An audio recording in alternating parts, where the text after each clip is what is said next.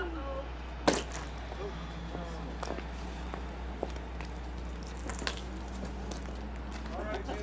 a sandbag to... I will. There's a sandbag in the car I can bring.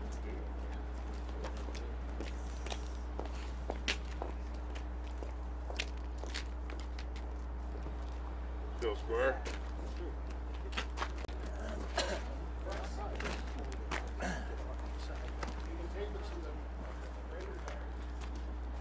You got a little sandbag you can grab. Oh, isn't that nice? You got a little sandbag will stick in there. You got one? You get it. Oh. Where did that go? I don't know what's up.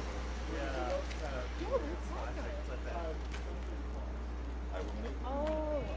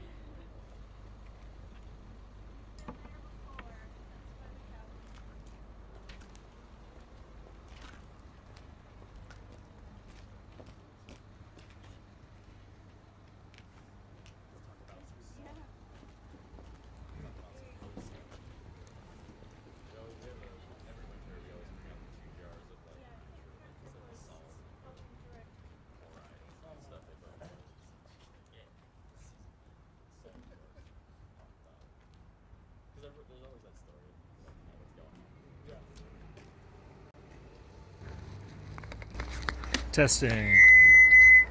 Whoa.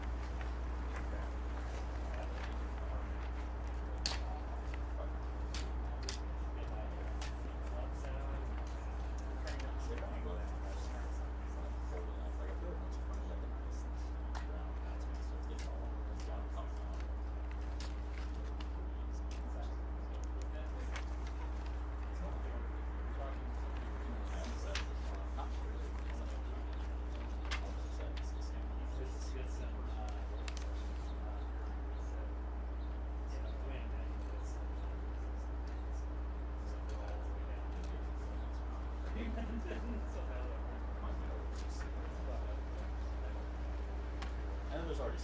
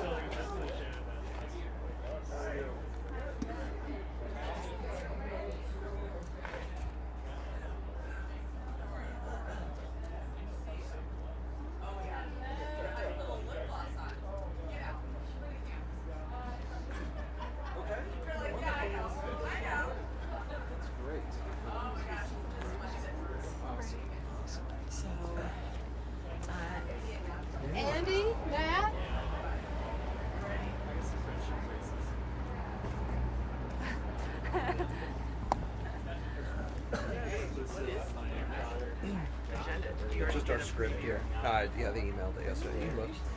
So, I introduce Matt and Andy. Again, remind everybody Spokane County is responsible for the 5,100 lane miles, largest in the state. We got our 75 employees and crews, work 12-hour shifts. What our equipment is. Quick reminder. Snow is forecast. Crews. No, I don't want to. I really don't. The ice, curb signs, intersections.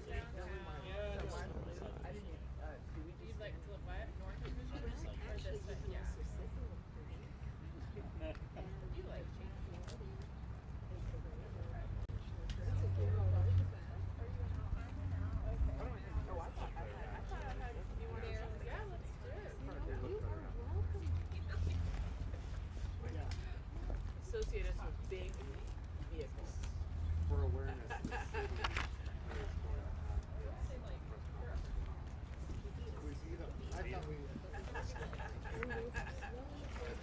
And just wait, tomorrow if they actually get it Sunday, the roads are terrible. Like, aha, told you. I read your email this morning. I don't think I would commit to that. We have an well, we have Sorry, I thought you wanted us to Waldorf? Oh gosh. Drift? It's got all sorts of So where do you want to start your sound? Outside over there? These guys on this side? I'll take you guys. Oh yeah, no, that's it. Runner show For 12 hours. These two are going to speak, and then you guys will take questions are likely to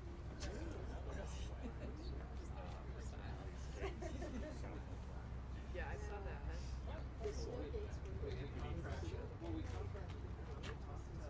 Oh, that's cool. That's great. So, There's a view, Scott. What's that? She has a view. That one day in the mayor's office. He did more for those gates than that rate.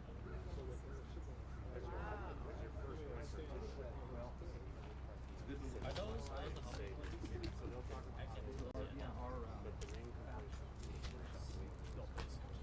home?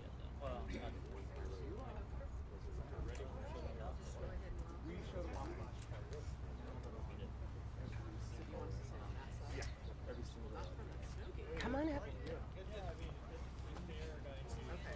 You want to come over here? We have? Oh, yes. Oh, yes. Ladies and gentlemen, Doing another press I don't think they'll be referring to it that much. Yeah. Ladies and gentlemen, thank you so much for coming today. I'd like to introduce to you Commissioner Josh Kearns, Commissioner Amber Waldriff, and Commissioner Chris Jordan. And then we will also have County Engineer Matt Zarakor and also Maintenance and Operations Administrator Andy Shank. So if you will do the honors, sir. Hello, I'm your County Commissioner Josh Kearns, and I want to thank all of you who came out today to our Winter Operations Press Conference. And a little later, you will be hearing, as Martha Lou had introduced, Matt Zarakor, our County Engineer, and Andy Shank, our Maintenance Operation Administrator. To begin, I'd like to remind everybody that Spokane County is responsible for 5,100 lane miles. So please keep that in mind. We have the largest network of roads in the entire state when it comes to maintenance by an individual county. When we have our road network broken into 4 districts, those are staffed by 75 employees. These crews will be working 12-hour shifts, 24/7 during our major snow events this winter. Our equipment fleet, which we get asked about quite a bit, we have 38 snow plows and sanding trucks. We have 34 graders, like this one here behind me, and 4 liquid de-icing trucks. I would also like to go through as a quick reminder on how we deal with those major snow events. So when snow is in the forecast, you will see our crews out sanding and de-icing areas such as hills, curves, areas that do not get adequate sun to thaw them out. So just those areas we all know that tend to ice up during our winter months. Once the snow arrives, our crews will clear emergency routes and primary arterials first. These are followed by our secondary arterials, then our residential neighborhoods when there's been a significant amount of accumulation. But please keep in mind, if we get a major dumping of snow and we haven't made it to those residential areas, we will start over back on those emergency routes and those major arterials. Really, our goal is to keep the roads that have the most amount of traffic as clear as possible, to keep as many people in our community on it so they have access to those safe roadways. And again, I will highlight something that I said at the beginning. 5,100 lane miles. So remember, it's a lot of road for us to clear. Our crew is extremely dedicated. They are out there during, as I said, 12-hour shifts, 24/7 during those major snow events. But 5,100 lane miles takes some time to get clear, but they're doing the best they can to keep you and your family safe on our roadways. That's a quick update on how we deal with our winter snow operations. And now we do have some good news to share about the increasing number of gates or boots that we have on our equipment. So I'm going to let our maintenance and operations manager, Andy Shank, here come and give you an update on that. Andy, take it away. Thank you, Commissioner Kearns, other commissioners, and you guys for showing up today.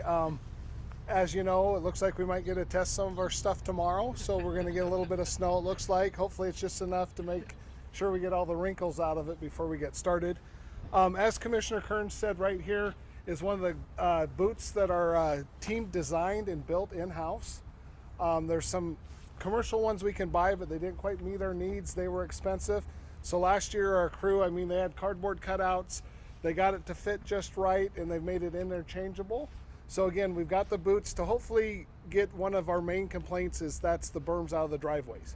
Now remember, this is only in curbed areas because when we get out to the rural areas, this grader will have a big, another 16-foot or wing on it so that we can cover a lot of territory out in the rural areas. But in the urban areas, curbed areas, we will use the boot.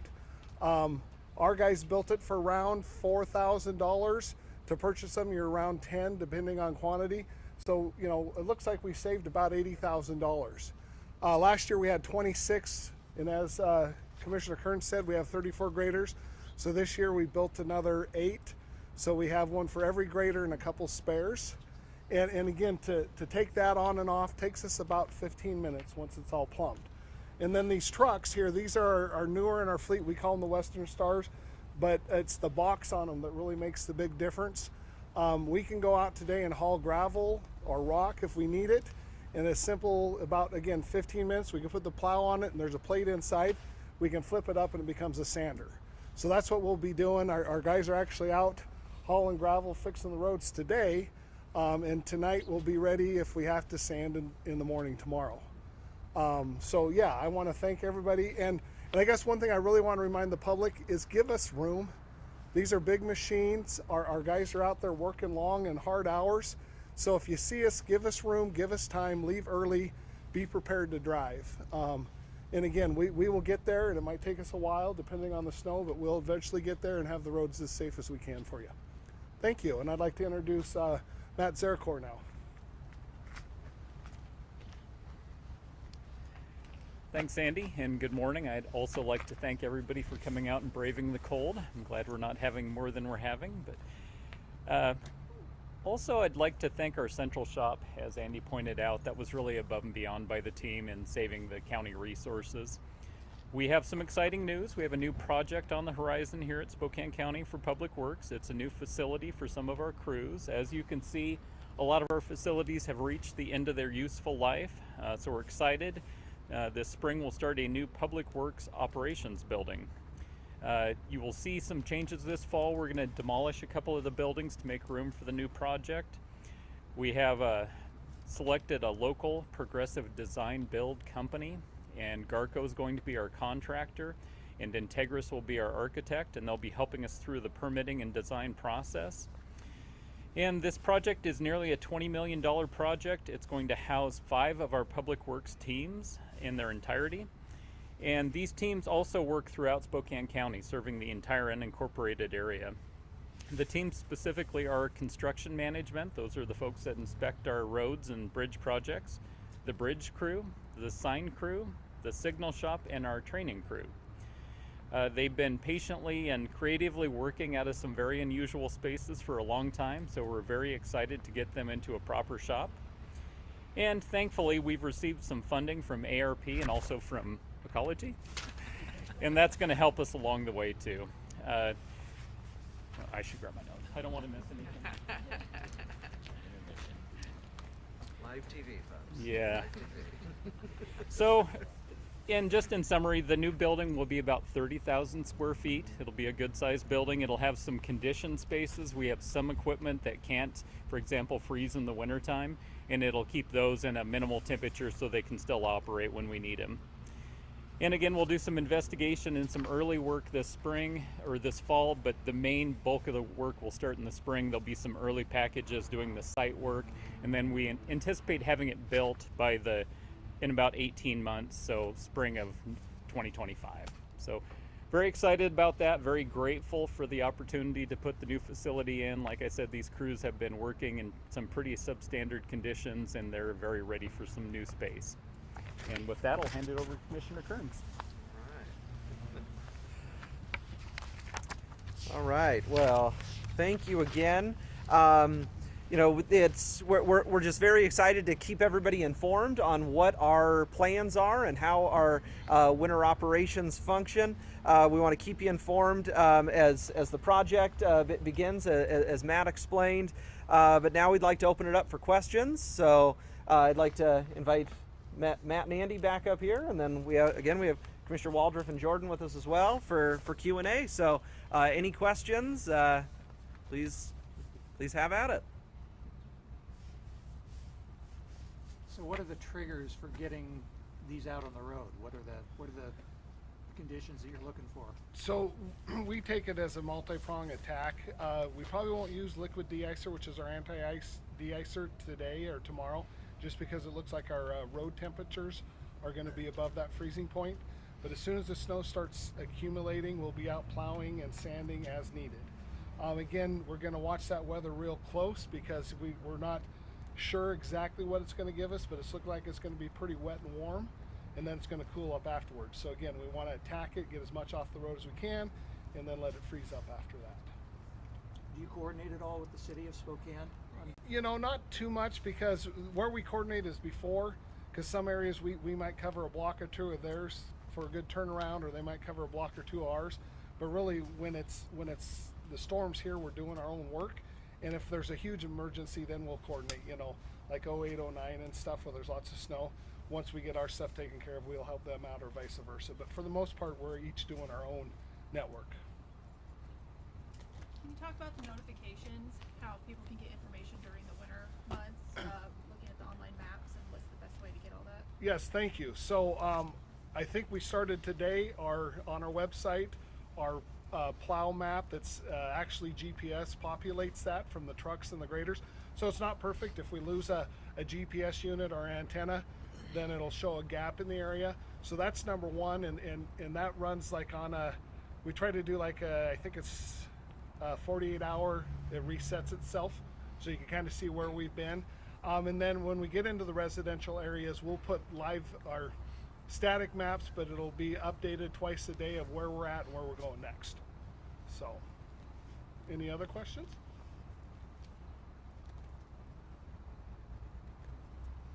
Thank you. Thank you. Okay, let us know. Now, I know. What was the first one last year? You know, That's okay. I'm good. It did. I don't really know. Well, it did. I think that early Remember, we had I was waving signs. thought you were so telling it me, was I'm like like, Friday, November like 6th. it snowed, and then it kind Or of up here in front of the election damn day was. I was like, what? I've got to go out, and my signs were white. I was thinking you were and telling it was me, white like, snow, and I was like,